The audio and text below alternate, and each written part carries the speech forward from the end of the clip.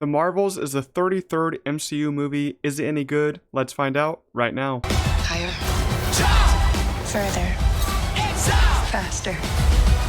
Welcome back to the channel, everyone. I hope you're all doing well. Today we're going to do a non-spoiler review of the Marvels, so don't worry about any spoilers. I will be doing a spoiler review next week about, I think on Tuesday, so look out for that. But this is full no spoilers. I'm not going to talk about any big details of this movie. I'm going to give you guys a quick plot synopsis so you guys know what it's about. Carol Danvers gets her powers entangled with those of Kamala Khan and Monica Rambeau, forcing them to work together to save the universe. Alright, before we get started, I just want to say that this year has been pretty lackluster and pretty odd for Marvel, pretty low. I mean, it's one of Marvel's lowest years in my opinion, even though we have Guardians of the Galaxy Volume 3, which is like 1 or 2 on my Marvel rankings. I absolutely love that movie. I think it's phenomenal. But we've also had Quantumania, which I thought was like top 5, top 10 worst Marvel, and Secret Invasion, which I think is one of their worst projects of all time. But we do have Loki going on right now, so it's great. But it's a very, divided year for Marvel. I think all the fans are now pretty divided. It's pretty sad to see how it's all going for them. Not a lot of good headlines going out for them, but I don't think they're dead yet. I'm going to talk about Marvel, Marvel as a whole in the spoiler review a little bit more, but I think Marvel needs to get back on track just a little bit, but I don't think they're dead right now. But more onto the Marvels right now. I think it's sad that they're not going to they didn't have a big press tour for this movie, because Nia DaCosta was able to promote it because the directors can promote their movies, but the SAG strike was still going on when this was being promoted for everyone before it was released, so we didn't get to see anyone really promote this movie. But now the SAG strike's over, so hopefully we can get some cast interviews, at least a couple, because I'm really hoping we could see this trio just in some interviews, because I think they have amazing chemistry in this movie, and I think even in interviews I think they would have a lot of fun. It would be pretty entertaining to see them, so hopefully we get a couple of interviews on some late night talk shows. Really hoping, because I think this movie needs the support, and it's going to open very low box office wise. But a lot of people have been talking about this movie. It is almost rotten. I think it might be fresh right now on Rotten Tomatoes, which I don't like to take into account too much. But a lot of people are really coming out and really hating on this movie, really saying it's bad. I had fun with it. I actually liked it a decent bit. It's not the best Marvel movie of the year, clearly, but it's not the worst one, and it's not even bad. I liked it a decent bit, and it's funny to see the first Captain Marvel has a really, clear, fresh tomato on Rotten Tomatoes, but this one is so much lower, and I think this one is so much better than the first Captain Marvel. It's easily clears that movie. So you're seeing critics are just being so much harder on Marvel after, Endgame and all that. They're just being so much harder on Marvel compared to the first Captain Marvel, because if this movie came out before Endgame, it would literally have a high Rotten Tomatoes score. That's just how I see it. I think the critics are just being a lot harder on this movie compared to before Endgame. But I think the cast of this movie did a great job. We have Brie Larson back as Carol Danvers. I liked her in the first movie a lot. I think the writing around her in that movie wasn't great. The writing here is a little bit stronger for her, but I still don't think it's great. I still don't think it is where it should be. Iman Vellani, she absolutely steals the movie as Miss Marvel. I thought her Miss Marvel show season 1 was pretty decent. I thought it just went off the rails. The plot was just a little too weird for me, but I really loved her in this movie. She's hilarious, and she has a lot of charisma in here. Teyonah Parris as Monica Rambeau. She's always very cool. I loved her in WandaVision. She was one of my favorite parts of that show, and she continues to shine in this. So this trio is absolutely amazing. The chemistry between them is really A+. I just loved every scene with them together, just talking.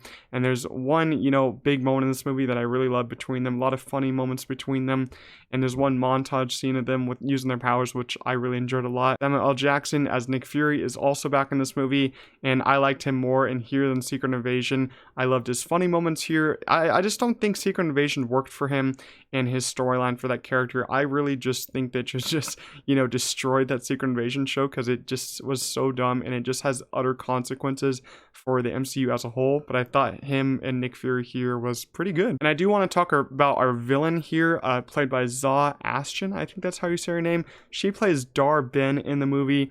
And I just have to say it, this is probably the worst part of this movie, because Dar-Benn is easily the worst villain. I'm not the worst villain of the MCU, but I think top 5, top 3 worst villains in the MCU. I thought her character was just horrible. The writing and backstory behind her character was honestly pretty bad, and you will forget about her character 1 minute after the movie's over. You get to this point with this villain where they're fighting her, you have those first act, second act battles, and then you have that lead up to the third act battle, and you're supposed to really care about this battle, supposed to be fearing this villain, but you honestly just laugh at this villain and don't really care about this final battle because the villain is so just weak. You don't remember anything about this villain.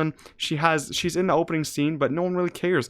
I think the villain is just so bad, and I think it just makes sense because I don't think anyone really cares about the Kree anymore. The Kree is kind of behind this villain, and Dar-Benn just doesn't work for me. I thought that this is easily just top 5 worst villains for the MCU, and I think everyone's going to come out not liking her. I don't think Zah Aston's performance is terrible. I think the writing behind her character is terrible because the writing in the movie as a whole isn't great. It's not where I want it to be. It's not bad, but I think the writing behind Dar-Benn is pretty bad. So if you're going into this movie expecting a great villain, you're going to be really disappointed because this villain is absolutely horrible in my opinion.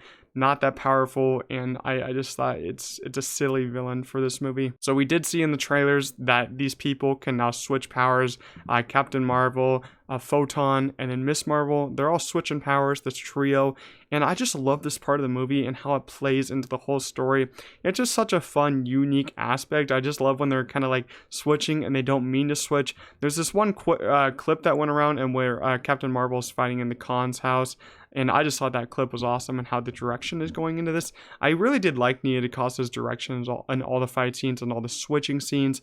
And the VFX was actually pretty great during the switching scenes. I think the VFX as a whole in this movie is pretty good.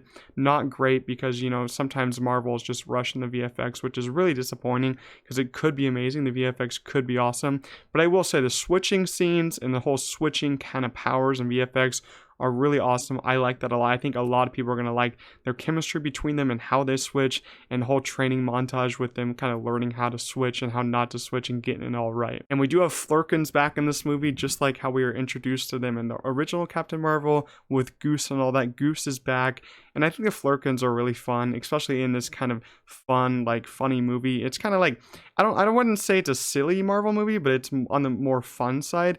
And there is one really great scene in this movie where there's a lot of Flerkens, like you've seen in the trailer, a lot of kittens.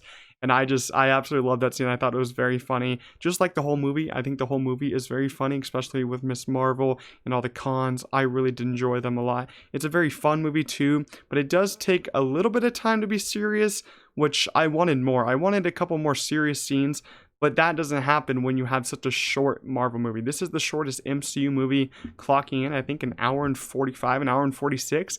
And I think that this should have been fixed because it needed more time to breathe, needed more time to pace itself, and it also needed more time to be serious, have those, you know, character moments that I really like in these Marvel movies, because it didn't have a lot of those, and it didn't have a lot of serious scenes except for one small, very short scene. So I thought it just moved way too fast for me.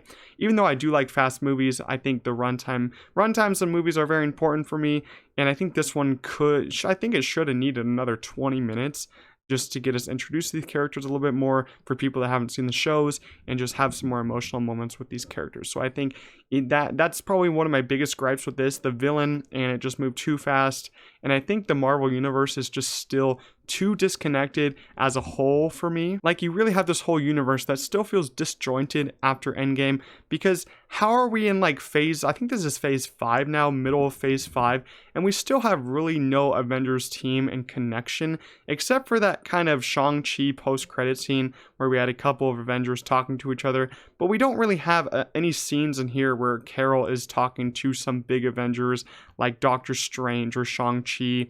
I really need those kind of scenes in this movie. We do have some interesting scenes at the end that we'll get to, but I really just need these movies to just feel more connected, because everyone talks on Twitter the famous moment in Eternals where you have Tiamat just sticking out of the earth. No one said anything about it. I think Kevin Feige really needs to get back on this train, because you're adding so many new characters and so many new kind of universes to these movies that it's just not working because you're not connecting them. Hardly any characters in these new movies even talk about them because you have like a Thor Love and Thunder post-credit scene that probably isn't going to go anywhere for another 5 to 10 years.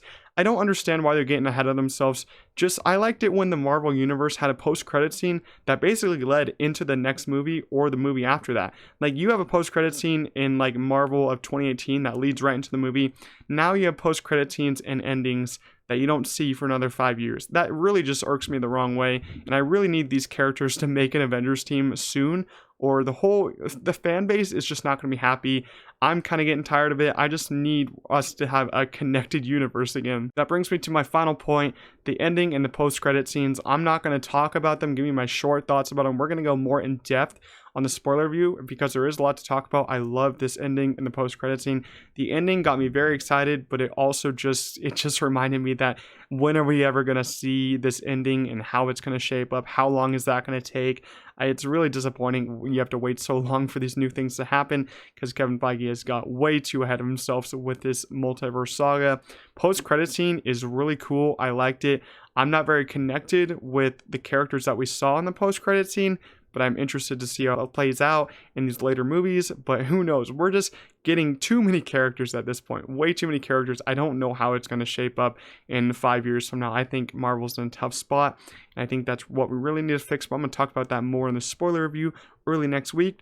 But overall, the Marvels, is it bad? No. Is it great? No. But I had a lot of fun with it. I think it has a lot of fun moments.